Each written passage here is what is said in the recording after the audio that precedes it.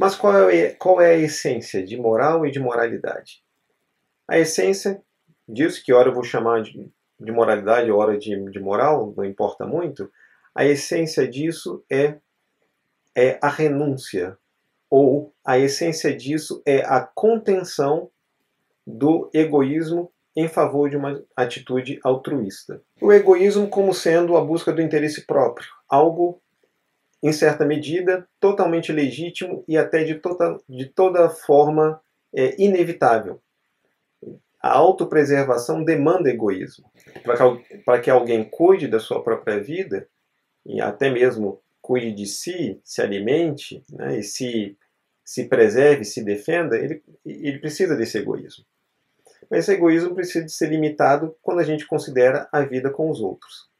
E é essa consideração com os outros, essa renúncia do interesse próprio, e essa prática de algo bem benéfico dado a outro se chama de altruísmo, especialmente quando esse bem feito para o outro é feito às expensas do próprio interesse, quando é necessário negar algo para si mesmo para que algo positivo, benéfico seja feito ao outro. Então, a moral ela pode ser entendida essencialmente como uma postura altruísta.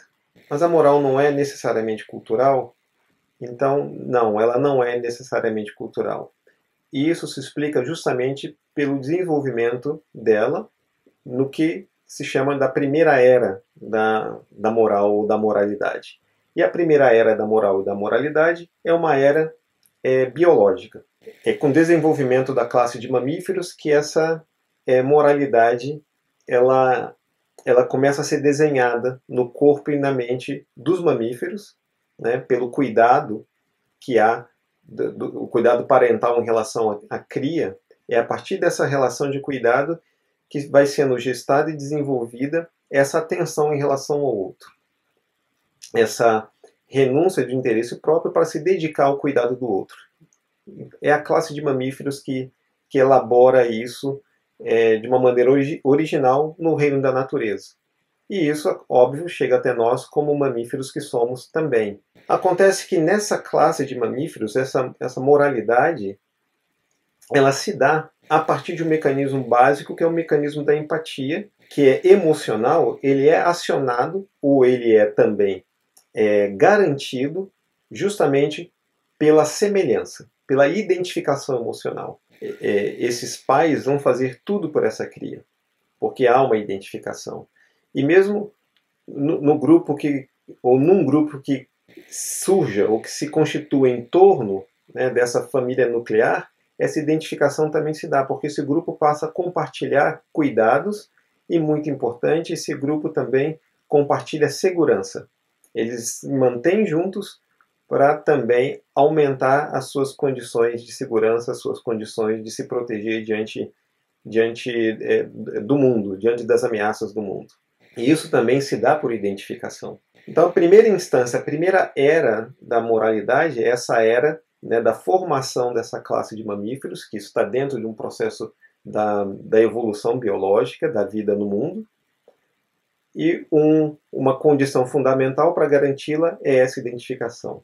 É a partir dessa identificação que os indivíduos ali implicados vão se mobilizar, vão se preocupar com o outro. Mas isso sempre vai estar vinculado a essa identificação emocional, a essa sensação ou essa percepção de que esse outro é semelhante a mim, de que esse outro pertence ao mesmo grupo que eu.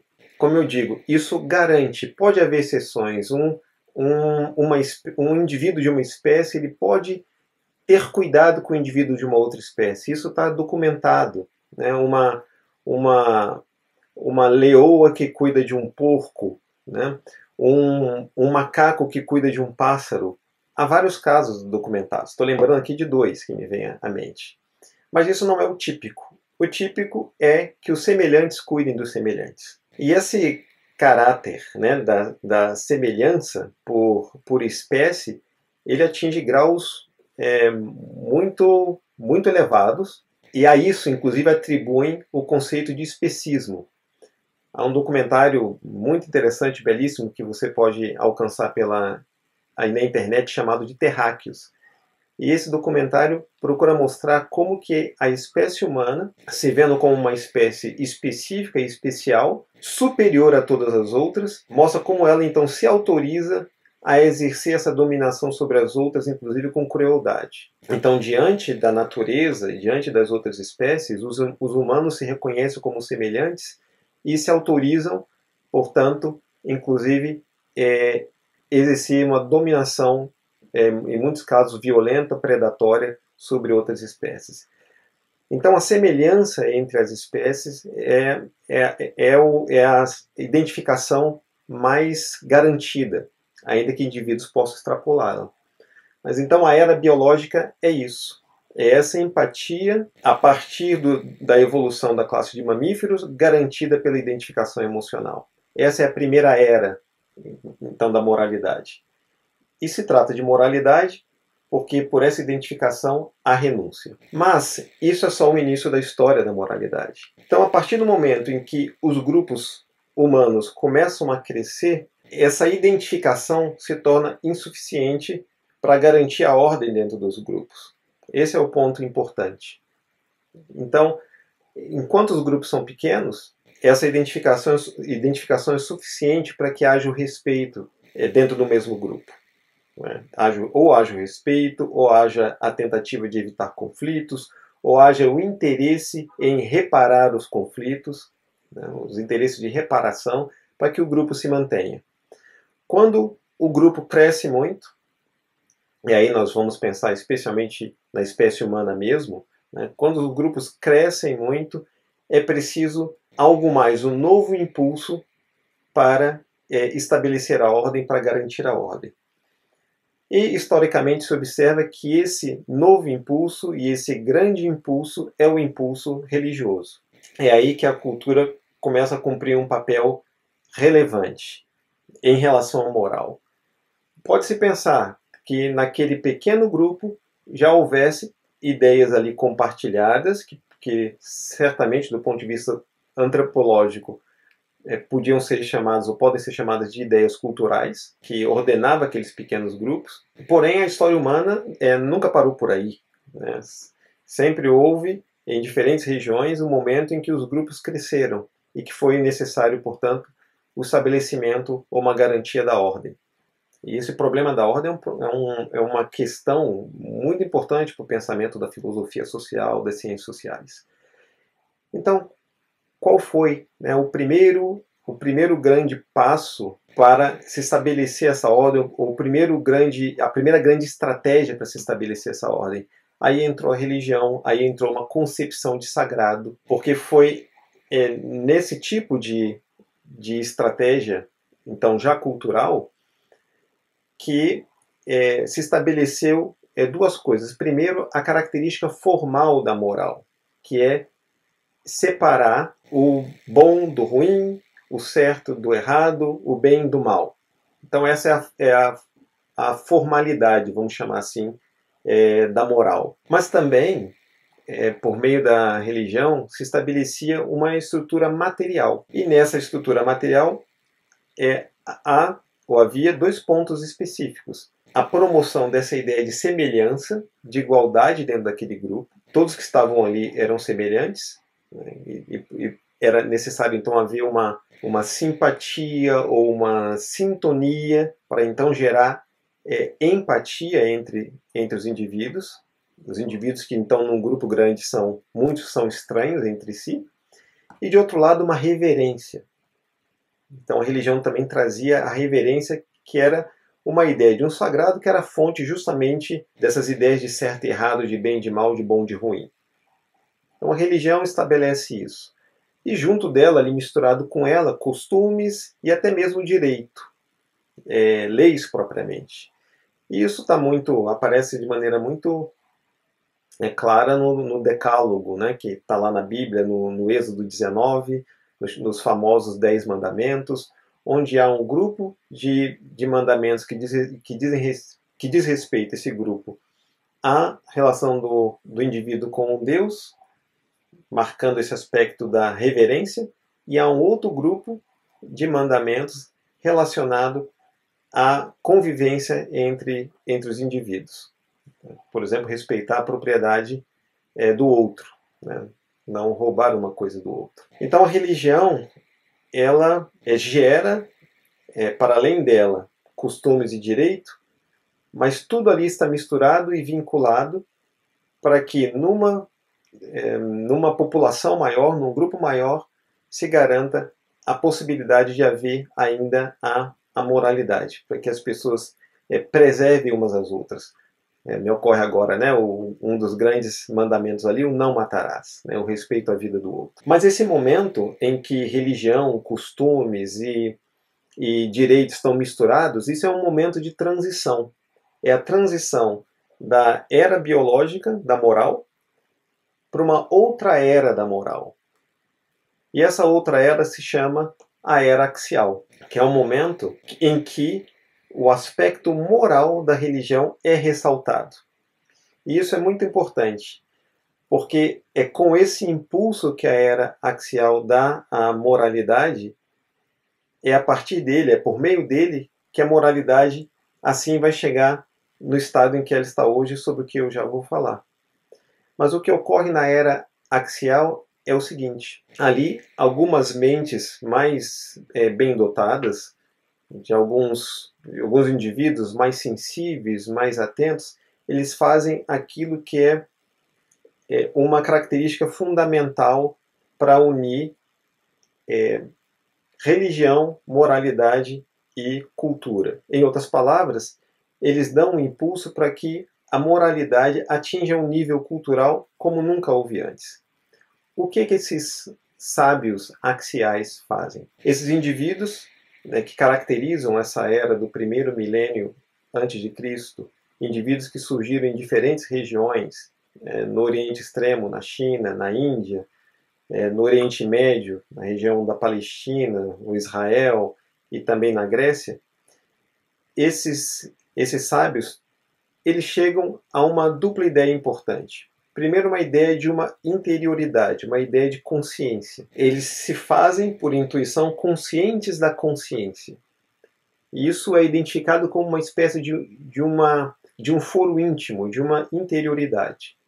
Isso é muito importante porque, dentre outras coisas, aponta tanto para a capacidade de autocrítica quanto para a capacidade de responsabilidade, de responder diante de, especialmente responder diante do outro, diante de um outro indivíduo, diante da própria comunidade. E o outro aspecto muito importante, associado ao primeiro, é a percepção dessa própria moralidade, daquilo que era um impulso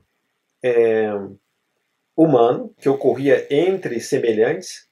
Eles percebem essa característica humana e, diante justamente de um grupo grande, onde começa a haver desordem, onde também há produção de riqueza e por isso também violência, preocupados com esse cenário, eles destacam essa característica da moralidade como sendo a característica humana.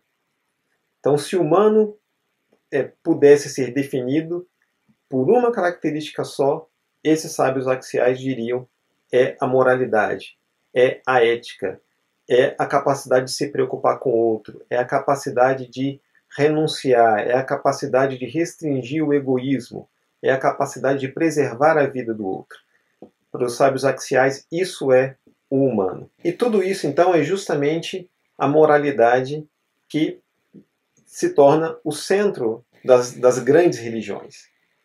Inaugura grandes religiões e é o centro dessas grandes religiões. Quando eu falo de grandes religiões, estou falando de confucionismo, de taoísmo, de judaísmo, zoroastrismo mais anteriormente, e também da filosofia moral grega, especialmente caracterizada por Sócrates. Todos eles, então, vão pensar por essa dupla característica daquilo que é humano.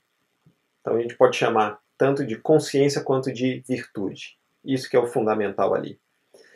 Mas tem algo muito importante que esses sábios axiais fazem ou promovem. E vale dizer ainda, né, que esse tipo de religiosidade se estende até cristianismo, um judaísmo posterior chamado de rabínico, o islamismo também, todos derivam dessa tradição axial. E depois outras formas religiosas vão também derivar disso, né?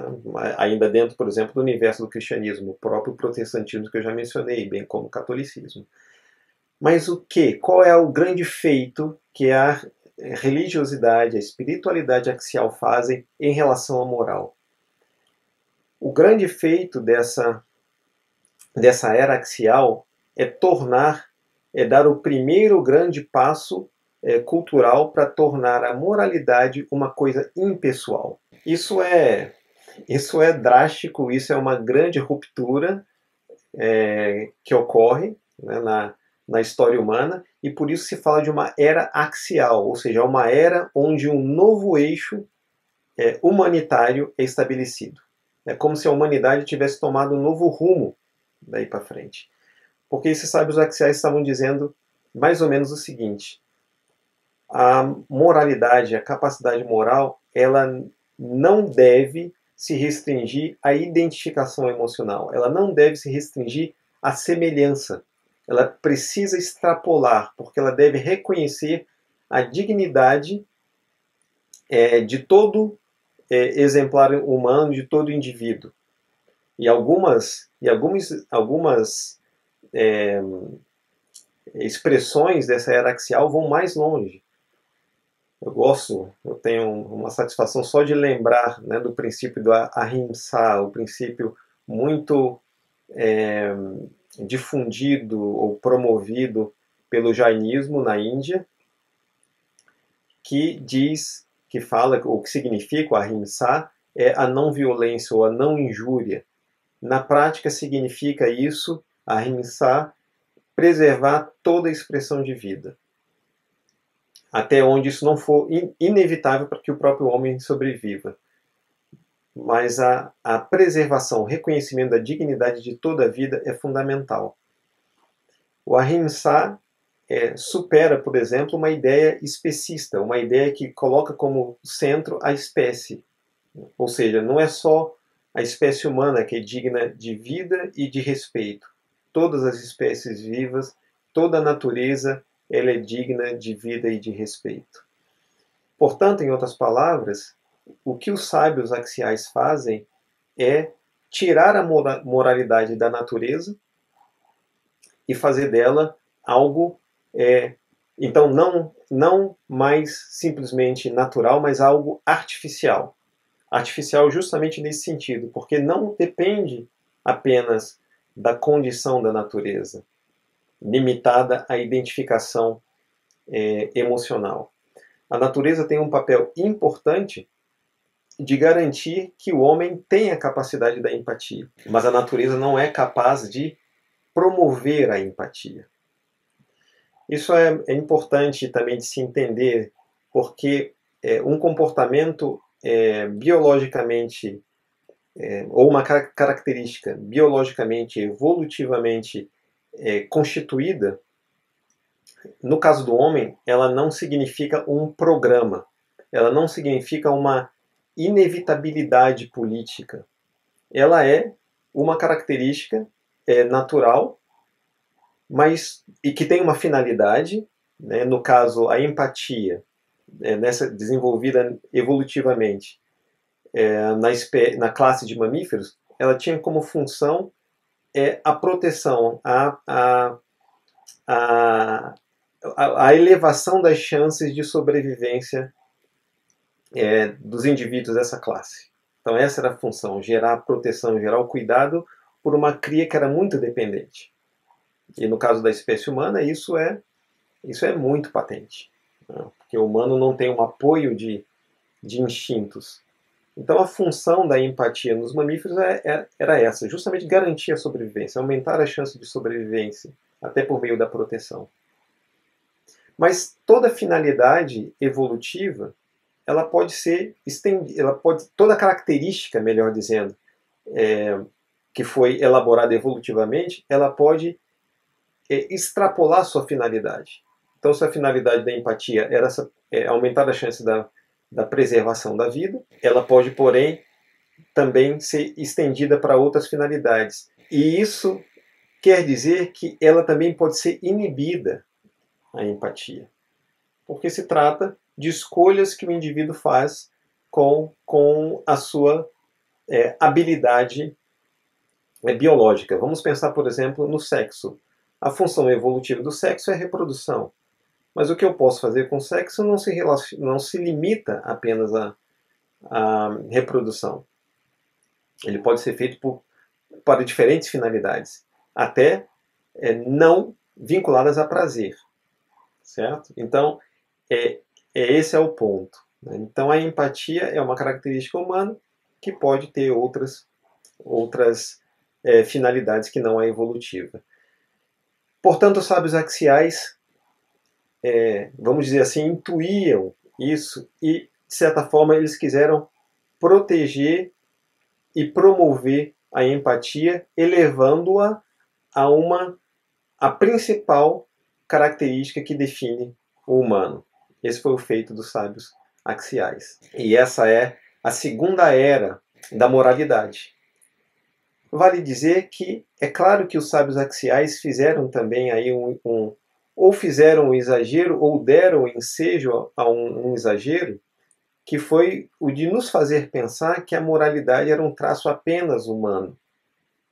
E eu já disse, considerando a era da empatia dentre os mamíferos, né, que não, que também entre eles há essa capacidade de altruísmo. Porém, não deixou de ser um grande feito, o dos sábios axiais, de garantir o nosso conhecimento da moralidade a um nível cultural.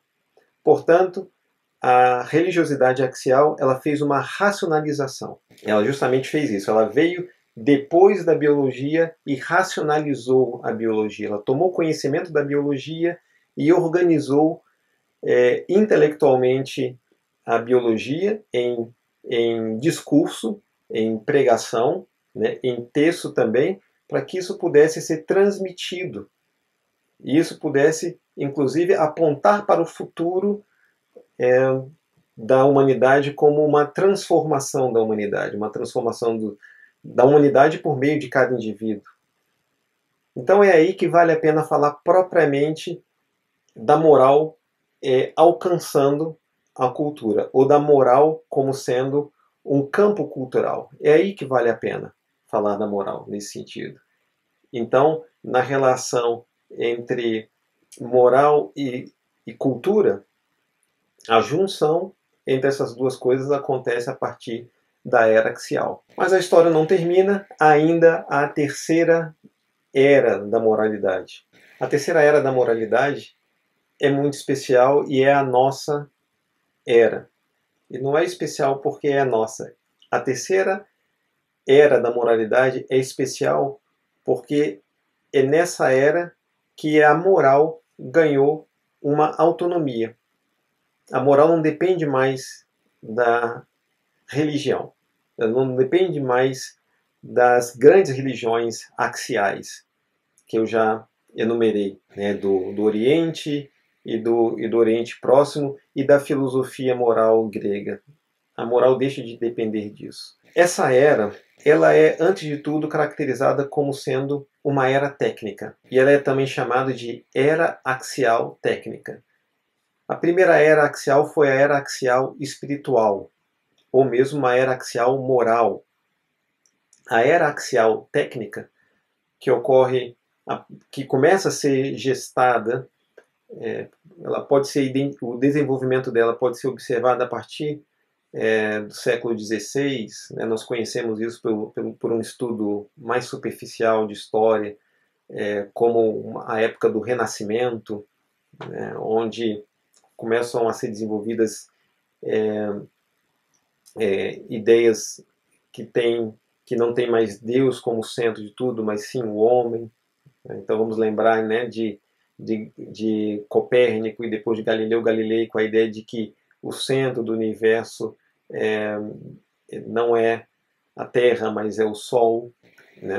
Ou seja, é uma ideia que vai extrapolando uma concepção mais sagrada, justamente porque naquela tradição medieval católica, em termos de Ocidente, era ela que guardava a moralidade. Então isso começa a ser modificado naquela época. Então aí começa a história da chamada modernidade. Mas quando se chega no século XVIII, século XIX, há dois grandes acontecimentos. Nessa época, a ciência moderna já está desenvolvida e junto dela a tecnologia, mais ou menos como a gente já passou a conhecer, que é esse grande poder de interferir, de alterar a natureza, os processos naturais. Então esse grande poder, já ali no século XVIII, XIX, ele já está sendo exercido, e a grande instituição disso é a instituição do industrialismo, e associado ao industrialismo, capitalismo, e dando suporte, né, a capitalismo, a indústria, a tecnologia da qual lança a mão a indústria, dando suporte a tudo isso, a chamada ciência moderna.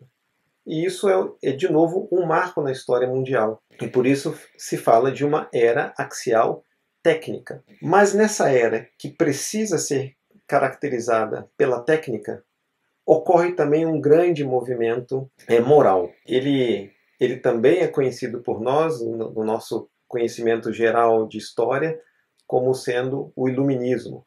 Alguns chamam de ilustração. Mas qual é o traço moral aí? A primeira coisa importante é que aí a centralidade do homem é estabelecida. Porque o iluminismo ele quer falar justamente, como um filósofo diz, Kant, o filósofo alemão Kant, porque aí se tem a ideia de autonomia, e autonomia por uma fórmula que Kant chama de ousar conhecer por si mesmo, ousar saber. Então isso já é um aspecto de moralidade, porque ele traz essa ideia de autonomia. E autonomia significa eu pensar por mim mesmo, eu me responsabilizar por minhas decisões, sem precisar de uma tutela institucional, especialmente de uma tutela religiosa. Então a bandeira antirreligiosa é a grande bandeira do iluminismo. Então isso já é uma virada moral, de autonomia, né? Na direção da autonomia. Então nomia como sendo regra, norma, e auto como sendo própria. Então isso é necessariamente uma virada moral. Mas tem uma outra coisa muito importante e muito valiosa que ocorre na era axial técnica, mas por essa vertente filosófica moral chamada de iluminismo. E também Kant é o filósofo que expressou muito bem essa ideia, que é a ideia de que nenhum homem deve servir como sendo meio, deve ser abordado ou tratado como meio, e sim sempre e só como um fim em si. Então vamos pensar na contradição desse princípio kantiano com a visão do que é a escravidão, por exemplo, né, que é a contradição talvez mais extrema desse princípio kantiano. Então, pela escravidão, eu lanço mão de uma dominação violenta sobre um outro, torno esse outro um instrumento, um objeto, e tiro dele toda dignidade, toda honra. Então, essa é a estrutura da escravidão. Isso contradiz, então, o imperativo, o chamado imperativo categórico de Kant, porque pela escravidão faço de alguém um instrumento. Nas relações humanas é impossível não instrumentalizar em alguma medida o outro. Né? É junto com o outro, por meio do outro, que eu por exemplo, tento realizar alguns interesses. Vamos pensar, por exemplo, numa relação conjugal, uma relação erótica conjugal. Mas há medidas aceitáveis disso, quando isso é, por exemplo, de comum acordo, onde isso beneficia os dois, onde isso é o único meio para se atingir uma outra finalidade, por exemplo, formar uma família. Então há um nível em que isso é aceitável, tolerável, onde isso é legítimo, onde isso é próprio, adequado e até natural. Mas, à medida que se afasta, né, dessa camada justa de instrumentalização, então começa esse problema começa a ser necessário atentar e observar essa relação com o outro e se pensar, bem, eu estou respeitando essa outra individualidade ou estou instrumentalizando, manipulando esse outro? Do ponto de vista da moralidade iluminista, isso é uma questão chave, é uma questão essencial. E o que importa, então, nessa era axial técnica? É que esse imperativo categórico de Kant e outras formulações semelhantes, elas vão então gerar uma nova concepção de direito, onde se vai pensar em direitos naturais do homem, do ser humano, do homem, da mulher, da criança, né, do ser humano, que, portanto, nascem com direitos que são seus por natureza, por nascimento, e eles não podem ser violados. Trata-se da inviolabilidade, né, da pessoa, inviolabilidade do indivíduo nos direitos que são inerentes a ele. Essa é uma palavra que soa para mim mesmo muito forte. É inerente, está dentro, é próprio. Não se fala, não se vê um ser humano sem o seu direito à vida, sem o seu direito à liberdade, sem a sua liberdade de consciência, dentre outros direitos. Todos eles precisam de ser não só respeitados, mas preservados. Toda a sociedade, então, tem que se mobilizar para preservar esse direito em cada indivíduo. Nessa era axial técnica, portanto, a moral ela se separa, se autonomiza em relação à religião, ela ganha uma existência própria. Então, do ponto de vista da cultura, a moral virou um ambiente cultural agora. A partir daí, os indivíduos pensam moralmente, não precisando de recorrer a uma justificativa sagrada ou uma justificativa religiosa. Eles pensam moralmente a partir de preceitos morais que a cultura já estabeleceu para todos, né? Que é respeitar o outro, respeitar o foro íntimo do outro, respeitar a liberdade individual. E, inclusive, isso é formulado em termos de um individualismo moral. Individualismo porque considera o valor do indivíduo com seus direitos inerentes, os seus direitos naturais, mas esse indivíduo, o valor desse indivíduo não é um valor que o próprio indivíduo evoca para si, por si mesmo. É um valor que a cultura garante para o indivíduo, e por isso ele é um valor moral. Por isso que é um individualismo moral. Então é o individualismo moral que é o centro, o âmago da moralidade moderna. Então o que a moralidade moderna conseguiu fazer foi pegar aquela essência da era axial, que foi a era religiosa, de racionalização moral por meio do pensamento religioso. Então, essa era axial técnica, por meio do iluminismo, pegou esse valor da pessoa, do indivíduo, de dentro da religião e colocou isso como um campo próprio da cultura. Por meio da linguagem, da expressão filosófica, mas isso alcançou, dentro da cultura, alcançou inclusive as instâncias do direito. Então nós vemos, né, os direitos fundamentais, direitos e garantias fundamentais na nossa Constituição, isso derivou, né, da Declaração Universal dos Direitos do Homem e do Cidadão, um texto redigido pelos franceses, e isso ganhou o valor de uma moral cultural em todo o Ocidente, e passou também a influenciar nações fora do Ocidente também, países fora do Ocidente também. E essa, então, é a terceira era da moralidade. E observando, portanto, o desenvolvimento da moralidade por essas três eras, primeiro dentro da era biológica, por meio dos mamíferos, depois pela era axial, por meio do pensamento religioso sofisticado, por meio da racionalização e da espiritualidade religiosa sofisticada, ela mesma já moralizada.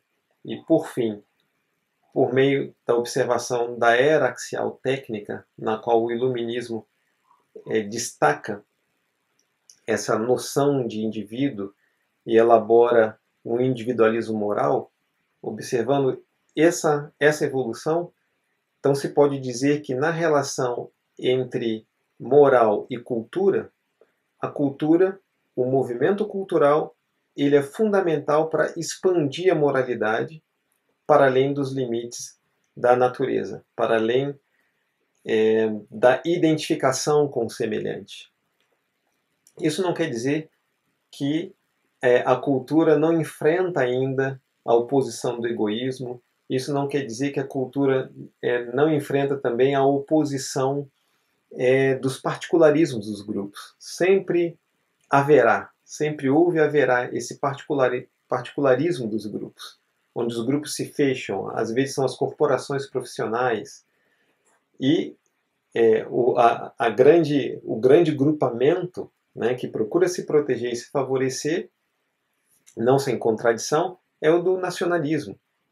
Então, mesmo nessa era de individualismo moral, um Estado-nação, uma sociedade nacional, vai preferir o seu indivíduo, vai preferir realizar o individualismo moral do seu cidadão e não um de um outro cidadão. Então, essa declaração universal, a ela se contrapõe o nacionalismo. No final das contas, o nacionalismo ele conseguiu vingar com muito sucesso na história humana, na história mundial, e, portanto, fica estabelecida essa tensão. Mesmo assim, a moralidade moderna, como uma instância da cultura, e a existência do nacionalismo, como eu falei, prova que há uma outra instância cultural, que é essa da moral, né, que, portanto, se estabelece por si mesma, e ela vai poder, inclusive, dar possibilidade para que um tribunal internacional julgue crimes dentro de um país em que os direitos naturais dos indivíduos não foram observados pelos governantes daquele país. Essa é a noção que justifica e que apoia a existência de um tribunal internacional. Há uma moral humana. Esse é o grande feito dessa era moderna, né, de criar uma noção de uma moral humana, que repercute, sem dúvida alguma, a era axial. Então está aí, eu concluo essa exposição, esperando ter, e ali no Instagram estou vendo aqui, antes que desapareça, seriam os direitos humanos os substitutos do espiritualismo? Ah, subiu, eu não consegui ler tudo. Mas se eu posso supor ter entendido a pergunta, sim, os direitos humanos substituem, em termos de espiritualidade, o que os direitos humanos fazem é substituir a ideia de pessoa como sendo algo sagrado, que foi o cristianismo, a tradição cristã que garantiu no Ocidente, especialmente pela tradição dos discursos de Jesus. Então, essa sacralidade do humano perde justamente a sua característica sagrada e vira uma ideia filosófico-jurídica, por exemplo, pelos direitos humanos. Se quem fez essa colocação puder se identificar, de novo, para mim, eu gostaria de saber quem me deu a chance de falar disso. Até para dizer se eu fiz o comentário correto, né? Mas a ideia é justamente essa mesmo, né? Os direitos humanos trazem uma ideia de indivíduo sagrado. A pessoa se tornou algo sagrado. Agora o sagrado já não está lá mais na religião, na cultura, no sagrado divino.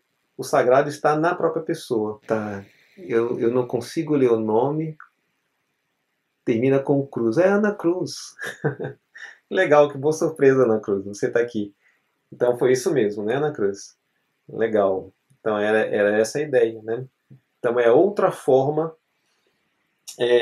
do sagrado. É um sagrado sem Deus. É um sagrado sem divindade. Né? E isso é o que eu chamei do individualismo moral. Tá bem, então a Roselma, respondi a Roselma, respondi a Ana Cruz. Tive o prazer de responder a Ana Cruz. Legal, queridos. Para mim foi um barato, né? Eu quase encerrei sem ter as manifestações de vocês, adorei as manifestações de vocês, me ajudaram a elaborar algo mais, a acrescentar, a esclarecer mais. E para mim foi muito vivo, foi muito bacana. Esse é um tema muito muito empolgante para mim. Vocês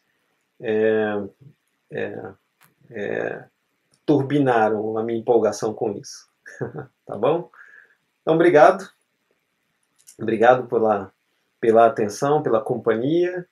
E vamos ver o que nós teremos em próximas semanas. Eu darei notícia para vocês. Tá bom? Então, bom domingo ainda.